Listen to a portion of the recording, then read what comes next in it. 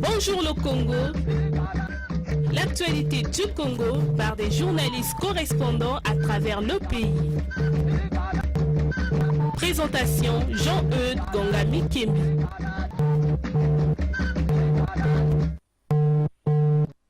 Mesdames, Messieurs, bonjour. Nous sommes très heureux de vous retrouver dans votre émission.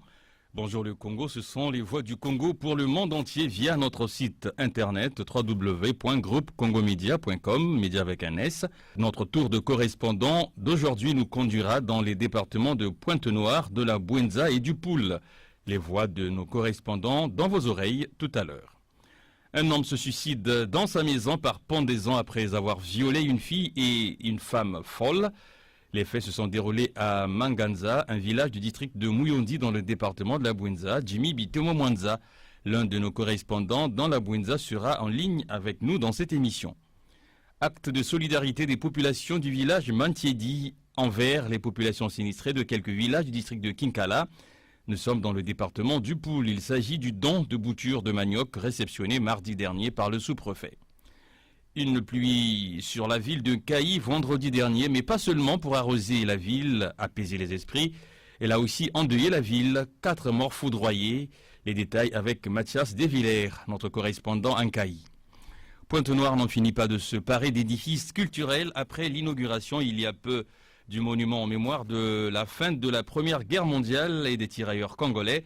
La ville vient de se doter de son premier musée. Que propose le Cercle africain, comme on l'appelle, aux visiteurs?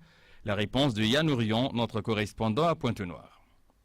Nous ouvrons ce magazine par le département du Poul où les habitants du village Mantiedi, situé à une dizaine de kilomètres de Kinkala, sur l'axe Kinkala-Mindouli, ont posé un acte de solidarité en faveur des populations déplacées de quelques villages du district de Kinkala. Il s'agit d'un don de boutures de manioc qui devrait participer à la sécurité alimentaire. Ce don a été fait mardi dernier en présence du sous-préfet de Kinkala. Souverain de Bitodi, bonjour, vous êtes notre correspondant dans la ville de Kinkala. Dites-nous, qu'est-ce qui a motivé cette action de solidarité des populations de Mantiedi? Bonjour Jean-Eudes, bonjour le Congo. Il faut d'abord rappeler aux auditeurs qui nous écoutent la crise du Poul, qui a duré presque 2 ans, a engendré plusieurs conséquences dans tous les secteurs. Les populations rurales et agricoles ont laissé leurs plantations au profit des malfaiteurs et à la portée des animaux. Ceci a entraîné la disparition de certaines espèces, entre autres les boutures de manioc, dans certains villages bien sûr. La normalisation et la sérénité étant garanties dans le Poul, les populations déplacées, qui sont en grande partie agricoles, vont se relancer dans leurs activités agricoles. Certaines retournant dans leurs villages respectifs. Constatant que leurs champs étaient ravagés par le sinistre, ces populations déplacées ont fait donc des doléances aux autorités locales qui devraient plaider pour elles pour avoir des semences et des boutures de manioc. Les populations du village Mantiedi, un village qui est situé à une dizaine de kilomètres de Kinkala, dans le district de Kinkala aussi, saisi de la situation, une forte sensibilisation a été lancée par le chef du village afin de venir en aide auprès des populations déplacées qui enfin vont se relancer dans leurs activités quotidiennes. D'où ce don réceptionné par le sous-préfet de Kinkala qui lui à son tour assurera la distribution dans les villages où le besoin se fait sentir. Une question quand même, souverain, à quoi vont servir ces boutures de manioc lorsque l'on sait que le processus de retour progressif des populations dans leurs villages respectifs est en cours? Oui, Jean-Eudes, comme vous le savez, ou comme vous venez de le dire, le processus de retour dans les villages de ces populations déplacées a été déclenché. Mais il reste à savoir si ces populations iront retrouver leurs biens en bon état. Ces dons de boutures de manioc est comme la bienvenue pour certaines populations. Est-ce que le stock qui a été donné a été quantifié en termes de poids ou d'unité de mesure de volume? dire le stock a été quantifié en termes de poids, Jean-Eudes, serait difficile. Néanmoins, plusieurs paquets entassés importants étaient constatés. On a vraiment noté beaucoup de tours assurés par une voiture de marque Hilux Toyota, acheminée vers Kinkala, la ville capitale du Poul. Dites-nous, souverain, pour terminer, si les populations déplacées ont pu acquérir des terres pour planter dans le district de Kinkala, si oui, selon quelle procédure fussent-elles informelles ou coordonnées par les autorités? Oui, ces populations, certaines ont pu acquérir des terres pour planter. D'autres n'ont pas pu acquérir par manque d'argent. Vous savez, Jean-Eudes, ici au Poul, les populations sont en grande partie agricoles. Donc, ce sont des grands cultivateurs. Donc, elles ont pu acquérir les terres de façon informelle. Et parmi elles, nombreuses sont des propriétaires terriens. Du coup, elles travaillent dans leurs propres terres. D'autres achètent les terres pour travailler pour une durée de 3 ans. Grand merci à vous, souverain de Bitodi, pour votre intervention depuis la ville de Kinkala dans le département du Poul où vous travaillez, je le rappelle, pour la radio communautaire de la localité, diffuseur de l'émission Bonjour le Congo sur la fréquence 101 MHz tous les mardis, 19h25. Une nouvelle, moins bonne cette fois-ci, c'est dans le département de la Bouenza. Un homme qui décide de se pendre après avoir violé une fille et une femme folle qui était en fait sa mère. Cela se déroule dans le village Manganza, situé dans le district de Muyonzi. Dimi Bitemo Mwanza, bonjour. Comment a-t-on pu établir comment a-t-on pu établir que celui qui s'est donné la mort est l'auteur des actes de viol déplorés dans ce village de Manganza? Bonjour le Congo, bonjour chers auditeurs. Malgré les différentes campagnes menées contre les violences faites aux femmes, les candidats aux actes prohibés dans la société ne cessent de poursuivre leur sale besogne. En effet, les populations du village Manganza, district de Muyonzi, ont été sidérées par une scène de nature bestiale. Le nommé Chamar, âgé de 26 ans, a commis un double viol contre la nommée Kinumba Simone, âgée de 61 ans, folle de son état, et la demoiselle Bisséou Madiala, âgée de 26 ans, gardienne de sa maman qui souffre des troubles de comportement. Dans une nuit noire et sans défense, le malfrat a réussi à violer les deux femmes sans être inquiété des vents, des maisons inhabitées et une savane impuissante d'arrêter la folie du délinquant. Après ce double viol, le coupable a choisi la voie de la pendaison, s'agissant de la question de savoir comment l'on a pu établir la culpabilité de ce jeune homme qui s'est donné la mort. Ce dernier, après avoir accompli son forfait, a oublié sur le lieu du viol ses vêtements qui ont permis au chef du village et à la police d'établir les faits. Le corps sans vie de ce délinquant a été déposé à la morgue de Muyonzi pendant que les deux victimes du viol ne savent plus sur quel fin se vouer. Est-ce qu'aujourd'hui, Dimi, il existe des éléments de réponse pour répondre à la question de savoir quelles sont les motivations du suicide?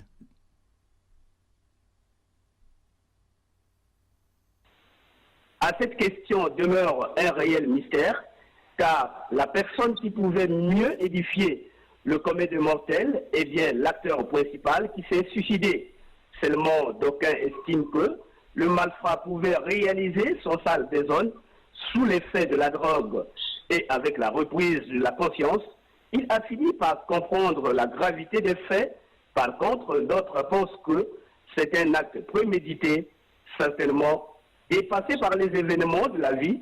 Il a pensé boucler sa mission sur Terre en laissant derrière lui un impact négatif qui naturellement restera gravé dans la mémoire collective. Mais Dimi, on se pose quand même une question, sinon des questions, sur le choix d'une folle comme victime pour le viol.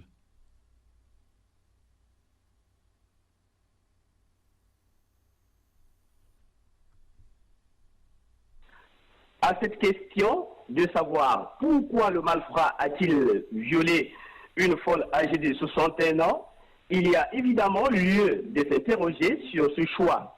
Le Congolais lambda pense que plusieurs initiés dans le mysticisme reçoivent l'ordre de réaliser des rapports intimes avec les malades mentaux pour prétendre gagner une promotion ou gagner de façon rapide de l'argent. Seulement, le doute plane sur cette hypothèse par le fait que le délinquant avait également violé par cette même occasion la nommée Biseyou Madiala, fille d'Ekinyumba Simone, folle de son état. Dernière question, Dimi, y a-t-il une enquête en cours? Si oui, sur quoi se concentre-t-elle? D'autant plus que l'auteur des viols s'est donné la mort. À ce niveau de la situation, il est difficile, voire impossible, de mener les enquêtes. Comme vous le constatez, l'acteur principal s'est donné la mort par pendaison. Or, il est impossible de faire justice avec un mort. Merci Dimi Bitemo Mwanza pour toutes ces précisions depuis la ville de l'UTT. Je rappelle que vous êtes notre correspondant dans cette ville où vous évoluez à la radio rurale qui diffuse ce programme Bonjour le Congo sur la fréquence 89.3 MHz. Nous restons dans le département de la Bouenza et nous prenons la direction de la ville de Nkayi où nous sommes avec Mathias Desvillers, notre correspondant. Mathias, bonjour. Vous évoquez ce drame qui a frappé la ville de vendredi dernier dans l'après-midi. 4 personnes foudroyées, notamment des femmes, alors qu'elles revenaient des champs. Et la ville était arrosée à ce moment-là par une pluie. Alors, pouvez-vous nous replonger dans les faits? Comment se sont-ils produits? Bonjour le Congo, bonjour Jean-Eudes. 4 femmes mortes sur le champ. C'est le triste bilan d'une pluie torrentielle qui s'est abattue le vendredi 30 novembre dernier dans la soirée sur la ville de Nkayi et ses environs. Ces malheureuses femmes, au nombre de 5, rentraient des champs sous une pluie battante. Lorsque le coup de tonnerre retentit dans le ciel, elles sont toutes foudroyées et projetées au sol. Les 4 victimes se sont retrouvées toutes inertes, la face contre la terre. Lorsque la plus jeune, donc la 5e du groupe, moins touchée par la foudre, retrouve peu à peu les esprits, alerte un motocycliste de passage. En remorquant la rescapée, le motocycliste informe à son passage les faits malheureux à Auguste Koubikana, chef du village de Dakar, zone du sinistre, avant donc de conduire la jeune demoiselle à l'hôpital de référence de Nkayi. Informé par le chef du village de Dakar, le procureur de la République, les responsables de la force publique, de la police judiciaire, les agents de service d'hygiène et bien d'autres sont arrivés sur les lieux juste pour constater l'irréparable, c'est-à-dire les corps allongés et sans vie de ces 4 femmes, et ces dernières ont été placées à la morgue municipale de Nkayi autour de 20 heures. Mais on se demande bien, Mathias, comment la 4e femme du groupe l'a échappé belle, alors qu'elles étaient ensemble 5. Comme je l'ai dit entre-temps, la rescapée du groupe est une jeune demoiselle qui a eu sa vie sauve, certainement à cause de la distance estimée à près de 50 mètres qui l'a séparée du groupe des 4 femmes qui la suivaient. Souvent, dans ce genre de circonstances, les plus jeunes et plus agiles creusent l'écart du fait de la vitalité de leurs muscles. Outre ces victimes, la même pluie a plongé une fois de plus les habitations de certains citoyens de l'arrondissement 1 et de l'arrondissement 2, notamment ceux de quartier Capable et Aquarium dans les eaux, délogeant ainsi les occupants des parcelles qui tous n'ont pu trouver refuge qu'auprès des voisins. Jean-Eudes, les pluies tant réclamées en début de saison par les habitants inquiètent désormais les citoyens, surtout lorsque la tornade s'annonce. Grand merci Mathias Desvillers. Je rappelle que vous étiez en direct avec nous depuis la ville de Nkayi. Et puis je rappelle à nos auditeurs que vous travaillez à Nkayi pour le compte de la radio Divouba qui diffuse Bonjour le Congo sur la fréquence 90 MHz tous les mardis à 14h. Destination à présent la ville de Pointe-Noire, une ville qui vient de se doter de son premier musée. C'est en tout cas ce que nous dit Yann Orion, notre correspondant à Pointe-Noire. Yann, Bonjour. Alors, on peut dire que la ville a attendu bien trop longtemps pour avoir un premier musée. Comment les culturels commentent-ils cet événement? Bonjour Jean-Eudes, bonjour chers auditeurs de Bonjour le Congo. Bien énoncé Jean-Eudes, Pointe-Noire, capitale économique du Congo-Brazzaville, ville océane, vieille d'aujourd'hui 96 ans, s'est dotée il y a quelques jours de son premier musée, le 3 décembre dernier pour être précis. Un bâtiment qui ne peut qu'enchanter les hommes d'art et de lettres de la capitale, d'autant plus qu'il met en valeur leur travail tant dans la peinture que dans la sculpture. Il retrace le passé des départements de Pointe-Noire et du Kwilu. Alors Yann, ce musée est appelé Cercle africain. Pouvez-vous nous dire pourquoi? Et dites-nous également à quoi il est consacré, ce cercle africain. Pourquoi ce musée est appelé Cercle africain? Bonne question. Alors, Jean-Eudes, permettez-moi que je vous emmène dans un passé lointain. Le Cercle africain est un bâtiment historique construit en 1950. Il est situé dans le quartier Sikitiel, dans le premier arrondissement émérite Patrice Lumumba. Ce quartier qui est donc un camp construit par la Société immobilière du Congo. À cette époque, donc 1950, Pointe-Noire devient capitale administrative du Moyen Congo. Le bâtiment servira donc de cadre prestigieux de rencontres, de partage, d'échanges et d'expression d'élite africaine. À côté de sa consécration à l'expression culturelle et artistique, le cadre a aussi servi de tribunal d'instance avant finalement de tomber en ruine en 1980. Ce sera donc en 2012 que le conseil départemental et municipal finira par s'acquérir l'édifice auprès de l'association Cercle africain, d'où naîtra un projet qui permettra non seulement la réhabilitation de l'espace, mieux encore sa modernisation et sa transformation en musée, faisant de lui un cadre polyvalent, le tout premier pour la ville. Pour rappel, les sociétés pétrolières Total EP Congo et Eni Congo s'associeront pour financer le projet. Et l'État congolais aura donc la maîtrise d'ouvrages délégués. Le projet entre dans le cadre du partage de production relatif aux projets sociaux associés au permis Luango 2 et Zati 2 signé entre l'État et les deux entreprises pétrolières, j'ai cité Total EP et Eni Congo.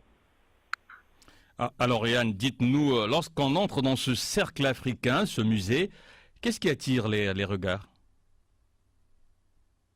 Le musée expose des produits intellectuels, d'œuvres culturelles et de transmission de savoir. Mais bon, dès qu'on y entre, qu'est-ce qu'on y aperçoit en premier? Qu'est-ce qui nous marque? C'est simple, les tableaux, les sculptures, l'histoire chargée de Pointe-Noire et du Kwilu.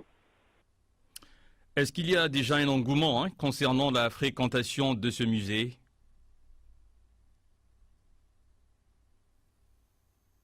De l'engouement, le mot est peut-être un peu trop fort pour l'instant. Le responsable en charge de la billetterie me faisait savoir il y a quelques heures qu'au premier jour, donc de sa mise à ouverture au grand public, le 4 décembre dernier, le premier jour, l'on pouvait déjà compter une cinquantaine de visiteurs, toutes catégories confondues. Donc le musée était ouvert ou ouvre de 9h à 20h la semaine.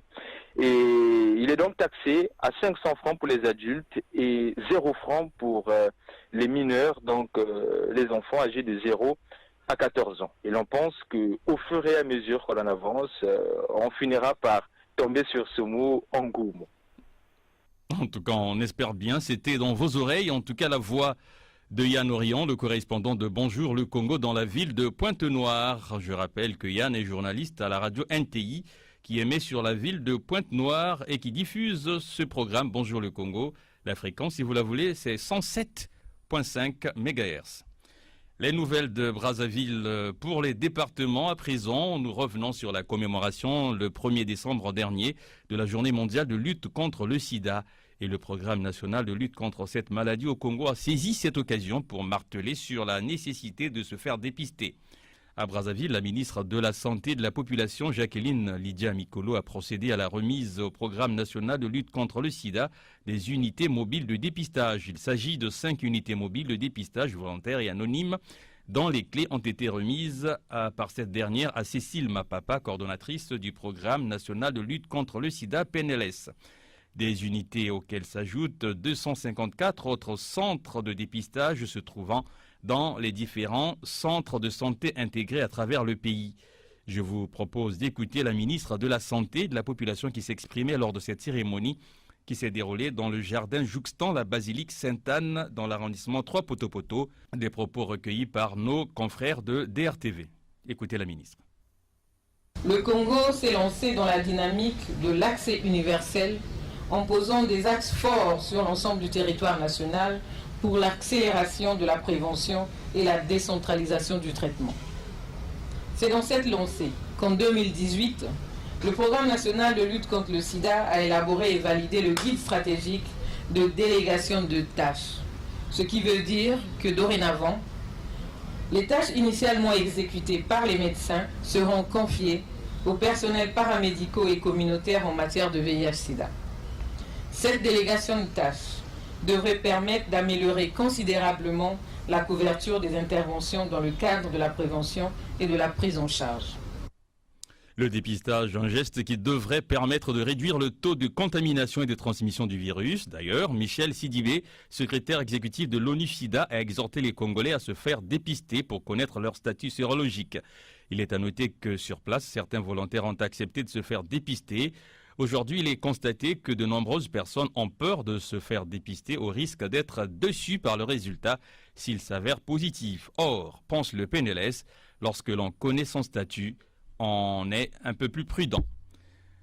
C'est la fin de cette émission. La réalisation technique était assurée par Dubrin, Brunel, Webmaster, Poncien Kaya Goma. Ce programme, vous pouvez le réécouter puisqu'il est podcasté sur le site internet de l'agence Groupe Congo Média, www.groupecongomedia.com, média avec un S, dans la rubrique Productions audiovisuelles, Production radio, en cliquant simplement sur le visuel Bonjour le Congo. Vous êtes une société, une entreprise, notre service de production vous propose de capitaliser l'espace de cette émission écoutée dans tout le pays grâce au relais assuré par 10 radios locales partenaires pour faire la promotion de vos produits, services et marques. Si vous souhaitez contacter notre équipe de production, un numéro de téléphone, le 06 512 54 97 précédé du 00 242 si vous êtes hors du Congo. Une boîte mail, bonjourlecongo tout attaché @gmail.com. Merci à vous qui nous écoutez, je l'espère, avec beaucoup de plaisir sur l'ensemble des radios partenaires à travers le Congo. Au revoir et à très bientôt. C'était Bonjour le Congo. L'actualité du Congo par des journalistes correspondants à travers le pays. Présentation Jean-Eudes Gongami Kembi.